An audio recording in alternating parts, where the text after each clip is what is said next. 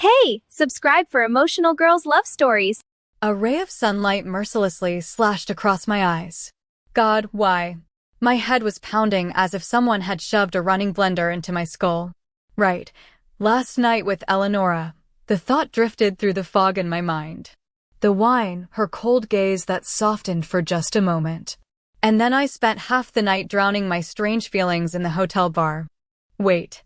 The memory hit me like a bucket of ice water. By tomorrow, 8 a.m. A comparative analysis of all competitors' logistics chains in Asia over the past 5 years. Done manually. No AI. If the report isn't on my desk, don't bother coming in at all. Damn it, Eleonora, you're insane! This is impossible! You gave me an impossible task on purpose! I glanced in the mirror and let out a scream. Staring back at me was a panda that hadn't slept in 3 years and had clearly been abusing bamboo liquor. The dark circles under my eyes were so deep you could hide classified documents in them. No choice. I pulled on my suit and hid my shame behind oversized sunglasses. I rushed into the building, trying to avoid eye contact with anyone. People turned, some openly snickering. Of course, Chloe at 9 in the morning wearing sunglasses. Either a celebrity fresh out of rehab or the victim of last night's party. Without knocking, I burst into my beloved boss's office. Eleonora sat in her chair, flawless as a statue carved from expensive marble. At the sight of her, my heart traitorously skipped a beat. A moment from the bar flashed in my memory. Dim lights, the scent of her perfume, and the way our lips had been just inches apart. I slapped my cheeks lightly, trying to shake the thought away. Chloe, take off your glasses. Are you in the office or on a beach in Saint-Tropez? Do you really want to annoy me first thing in the morning? With a resigned sigh, I slowly pulled them off. Eleonora froze for a brief second. She quickly turned toward the window, but I caught the faint twitch at the corners of her lips. I knew you liked animals, Chloe, but I didn't expect you to cosplay a raccoon that got into a fight with a trash can. The bags under your eyes are so huge. I'm pretty sure that report you haven't even started yet could fit in them. She turned back sharply, her face once again unreadable. Don't even open your mouth. It's obvious you didn't do the assignment. But, boss, it was impossible! That's enough.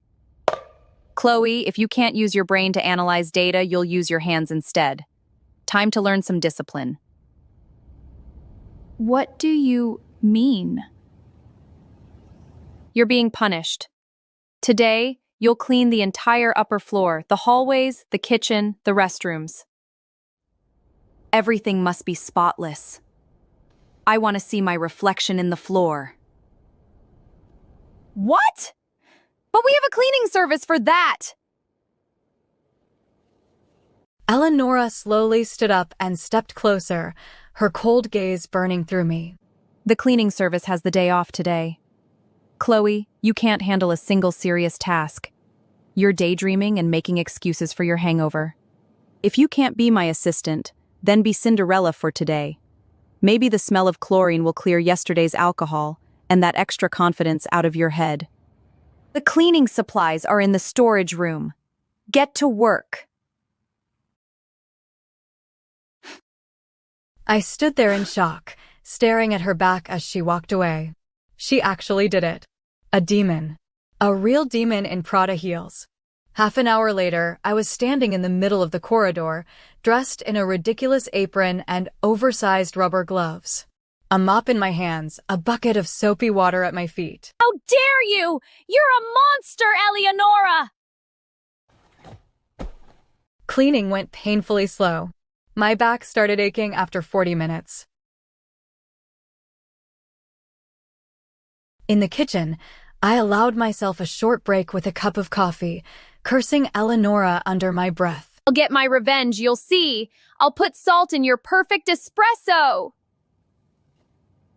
I hissed, but the moment I heard the sharp click of her heels in the hallway, I panicked, poured the coffee down the sink, and started furiously scrubbing the countertop. The worst part was still ahead. The restrooms. I stood in front of the door, feeling a lump of humiliation rise in my throat.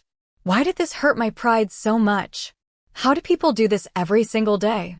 With tears in my eyes, cursing my fate and my ruined manicure, I scrubbed the tiles until they shone. 6 hours later, squeezed dry like a lemon, I stood in the hallway, ready to collapse and burst into tears from exhaustion. And then someone's hand gently touched my shoulder. I turned around. In front of me stood a short woman in her 50s. Deep wrinkles, worn hands, and incredibly kind, grateful eyes. Did you need something, ma'am? Thank you so much, sweetheart, for covering for me today. Eleonora gave me a paid day off. I finally get to see my savior. What? So, you're the one who cleans here all the time? Yes. I had to go to the hospital today to see my granddaughter. She's seriously ill, and I can't leave her alone. You really helped me out. Yeah, no problem. But why do you keep working here? It's so hard. My manicure is ruined, I'm covered in dust, it's not worth it. I never had an education. Eleonora found out about my situation and gave me a chance. She pays me enough to cover my granddaughter's treatment and support us. This cleaning is just a small way for me to repay her. I'm sorry, I've talked too much. Have a lovely evening. She walked away, and I stood there, frozen. Something inside me tightened painfully. Shame washed over me for my whining, my shouting, my stupid arrogance. While I was pitying myself over a broken nail, this woman was fighting for a child's life. Chloe, when did you become so selfish? For a moment, memory surfaced, my father's cold eyes, the endless comparisons to my perfect sister, but I quickly pushed them away. I returned to Eleonora's office, forcing myself to stand straight. It's done. Go ahead and check. I did it. Even if I now smell like a cleaning supply warehouse. Eleonora studied me with her deep, languid gaze. Then she slowly stood and came closer. She smelled like lavender and expensive leather, the scent of success and calm. She raised her hand and gently stroked my head, tucking a loose strand behind my ear. Well done, Chloe. I praise you. She said, a rare, almost gentle smile touching her lips. My heart skipped a beat, then started racing twice as fast. Why did such simple praise make butterflies flutter in my stomach? My legs felt weak, my mind hazy. Eleonora, I'm not a puppy for you to pat me on the head. I muttered, stepping back. I didn't want her to see how much I liked that touch.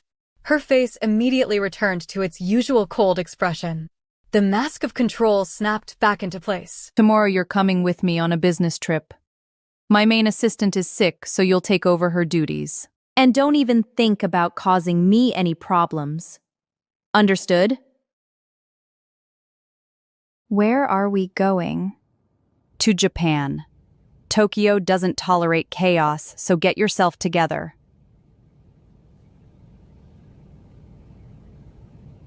Tokyo. I celebrated silently. Panoramic hotels, city lights at night, sushi, shopping in Ginza, maybe even hot springs. All right, Eleonora. I replied, already anticipating the trip. It seemed the punishment was over, and the most interesting part was just beginning. The morning at the airport was hectic, but I was practically glowing. My suitcase rolled behind me like a loyal dog, and my mind was already painting pictures of a luxurious getaway. When I spotted Eleonora's tall silhouette in the distance, I couldn't help myself, I waved. Hello, boss. Chloe, I see you're in a suspiciously good mood today. I hope you understand we're flying to work, not to relax. Of course. I replied, even though in my mind I was already lounging by a pool. On the plane, we ended up in business class. There were plenty of seats, but for some reason, she sat right next to me. The warmth in the cabin and my terrible lack of sleep after yesterday's cleaning quickly took their toll. My eyelids grew heavy, and I drifted into a deep sleep. A soft jolt, and Chloe's head fell onto my shoulder. I froze, afraid even to breathe. My heart betrayed me, beating faster, echoing loudly in my ears. I should have pushed her away, restored the distance, but I couldn't move. I looked at her face. Why do you look so innocent when you're asleep? In this state, you really are beautiful, Chloe, when you're quiet. Slowly, barely daring to touch, I reached toward her face and in the same second pulled my hand back. I had spent so long convincing myself that my university love was dead, that only hatred remained, but I was lying. Despite your unbearable personality, I still love you. And it hurts unbearably because I know it isn't mutual. I let out a quiet breath, trying to steady the tremor in my hands and put my mask of indifference back in place. Several hours later, we finally landed in Japan. Tokyo greeted us with lights and a kind of wild, restless energy. By the time we reached the hotel, it was already too late for meetings. All I wanted was to collapse and eat something good. But a surprise was waiting for us at the reception. What? How is it that you only have a room with one bed left? Thank you. We'll take this room.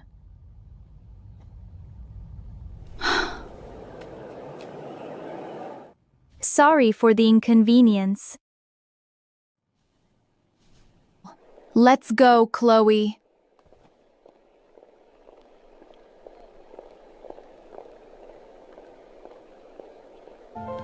I trailed after her, trying to process the shock. Seriously? One bed? Eleonora, what are you planning? You're not going to cross any lines, are you? What if she tries to kiss me again, like in that bar, and this time doesn't stop? Oh God, I can't think about this. Meanwhile, Eleonora walked calmly, as if sharing a bed was something we did every day. We ordered sushi to the room. While we ate and discussed the schedule for tomorrow, I caught myself staring at her. The glasses suited her ridiculously well, and the way she adjusted them every time she leaned forward, it looked cute. Stop it, Chloe. What are you even thinking? After dinner, I changed into something comfortable and lay down on the edge of the bed, while Eleonora buried herself in her laptop again. Is she even human or just a robot? Her focus was intense. For the first time, I saw her with her hair tied up in a loose bun. Her neck looked so delicate and elegant, and her pale fingers moving across the keyboard were so beautiful, as if they had been painted by a master artist. Damn it, Chloe, you're definitely sick, I thought, feeling my cheeks heat up. Chloe, are you already sleepy? What? Oh, yeah, I do. She closed the laptop and walked over to the bed. In her home clothes, she looked completely different, softer, more real. I froze. My heart dropped. Eleonora slowly leaned closer, reducing the distance between us to almost nothing. I could feel the subtle scent of her perfume. Is she really going to lie down next to me? There's no way I'll be able to sleep. Eleonora, do you always sleep in the same bed with your assistants? Eleonora froze. She looked straight into my eyes for a long moment, studying my reaction, then slowly leaned toward my ear. Her warm breath brushed against my skin, making me shiver. Chloe, did you really think I would share a bed with you? Are those your secret fantasies? Should I start worrying about my safety? What? But aren't we? I stammered, unable to find the words. Eleonora leaned even closer, so close that I instinctively shut my eyes, feeling my pulse pounding wildly in my temples. Wait, what is she planning? A kiss? Right here? But the very next second, I felt her reach somewhere behind me. There was a soft rustle. Eleonora confidently grabbed the second pillow that had been lying right behind my head and pulled away. A triumphant smirk played on her lips. She smiled, this time genuinely, openly, and, already heading toward the door, tossed over her shoulder. I'll sleep on the couch in the living room. Good night, Chloe. The door closed, and I stood there, frozen in the middle of the room. Then I collapsed onto the huge bed, covering my face with my hands. My cheeks were burning. Chloe, are you actually disappointed? My inner voice whispered. All day I had been preparing myself for this to be a nightmare. I should be relieved that she left. But instead, a strange emptiness settled inside me. Was I really not against it? This is driving me insane. I turned onto my side, wrapping myself in the blanket. Do I actually like Eleonora? That's ridiculous. When did this even start? No, I've never liked girls. That's impossible. Just go to sleep. Just fall asleep and don't you dare think about her. But the scent of her perfume lingering in the room made that task impossible.